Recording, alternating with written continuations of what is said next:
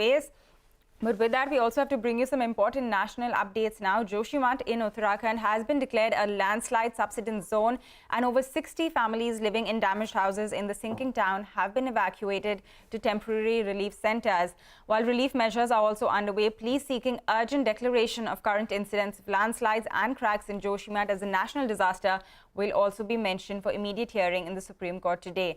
In fact, my colleague Sandhya Gora spoke exclusively to Uttarakhand Chief Minister Pushkar Singh Dhami. So let's listen into some excerpts from that conversation.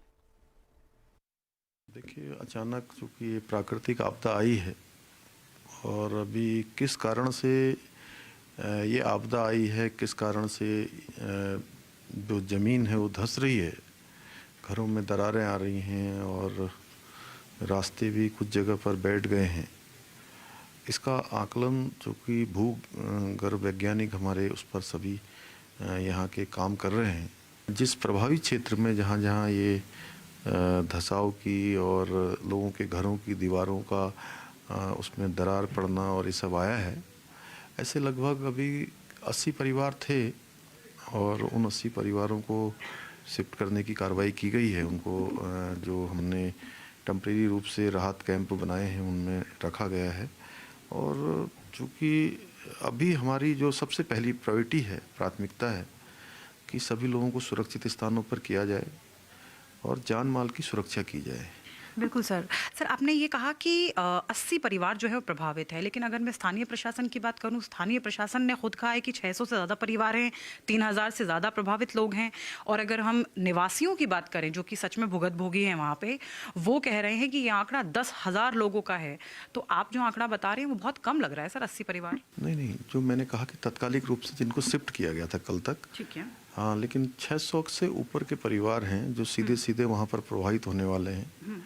उन सभी को shift करने की बात भी है और आप ऐसा मान के चलिए कि ये संख्या बढ़ भी सकती है, लेकिन हम भगवान से प्रार्थना करते हैं कि ये यहीं पर रुक जाए और सब स्थिति सामान्य हो जाए। आपने सर प्राकृतिक आपदा की बात कही, लेकिन अगर अभी फ़िलहाल जो एक्सपर्ट्स कह रहे हैं और स्थानीय निवासी भी कह रहे हैं, उनकी बात मानी जाए तो ये जो तरह तरह के कंस्ट्रक्शन वर्क्स हुए हैं वो एक वजह है। और दूसरा मैं अगर 1976 की मिश्रा कमेटी की भी रिपोर्ट की बात करूं, उस कमेटी की रिपोर्ट को हमने पढ़ा है, हमने उसके बारे में लिखा है और बड़े सारे रीज़न बताए गए थे। तभी से हैवी कंस्ट्रक्शन के ऊपर रोक लगाने की सलाह दी गई थी, पेड़ और ना कटें ये सलाह दी गई थी।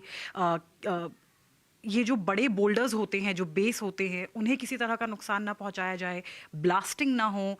लेकिन इनमें से कोई सलाह, चाहे आपके पहले की सरकारें रही हों या आपकी सरकार रही हो, किसी ने भी उसको इम्प्लीमेंट तो किया नहीं है। तो प्राकृतिक आपदा सिर्फ प्राकृतिक आपदा तो नहीं है सर। देखिए, अभी चूँकि जब तक अभी पूरी रिपोर्ट ना आ जाए, पूरा जो सर्वेक्षण हो रहा है उस पर पूरी जांच निकल कर सामने ना आए, सभी लोग चूँकि अलग अलग अध्ययन संस्थान कर रहे हैं, सभी की रिपोर्ट आएगी और फाइनल रिपोर्ट आने के बाद ही पता लग पाएगा कि आखिर क्या है, इसका कॉज क्या है, कहाँ से शुरू हो रहा है। अभी कुछ भी कह पाना जल्दबाजी है, लेकिन अभी तो हमारी प्राथमिकता है कि सभी लोगों की जान माल की सुरक्षा की जाए। All right, extremely unfortunate event in Uttarakhand, but we hope that the situation does ease and that everybody on the ground is safe. On that note, we're going to wind down on this edition of Power Breakfast with the news that the Asian markets are surging. Hang Seng Kospi both over 2% in the green.